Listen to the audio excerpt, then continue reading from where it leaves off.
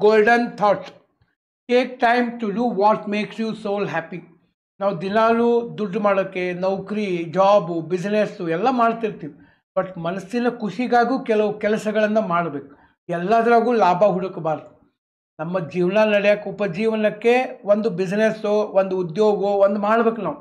But ಎಲ್ಲದನ್ನೂ ನಾ ಇದನ್ನು ಮಾಡಿದಾಗ ನನಗೇನು ಬರ್ತೈತಿ ಅಂತಲ್ಲ, ಖುಷಿ ಇರಬೇಕು. ಈಗ ಕರೆಂಟ್ ಅಫೇರ್ಸ್ ಮಾಡೋದು ಇರ್ಬೋದು. ಈಗ ಭಾಳ ನಾವು ಓದ್ಕೊಂಡು ಕರೆಂಟ್ ಅಫೇರ್ಸ್ ಮಾಡ್ತೀವಿ.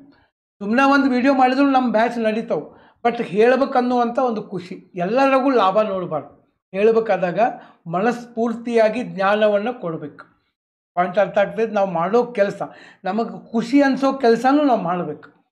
ಓಕೆ, ನಮಗೆ ಖುಷಿ ಆಗ್ಬೇಕು. ಎಲ್ಲ ಜೀವನದ ಎಲ್ಲ ಕೆಲಸಗಳು ಕಮರ್ಷಿಯಲ್ ಇರೋಂಗಿಲ್ಲ. ಅಲ್ಲಿ ಖುಷಿ ಇರಬೇಕು. ದುಡ್ಡಿನಿಂದ ಮಾತ್ರ ಖುಷಿ ಸಿಗಂಗಿಲ್ಲ, ಮಾಡೋ ಕೆಲಸದಿಂದಲೂ ಖುಷಿ ಸಿಗ್ತೈತೆ. ಅಂಥ ಕೆಲಸ ನಾವು ಮಾಡಬೇಕು.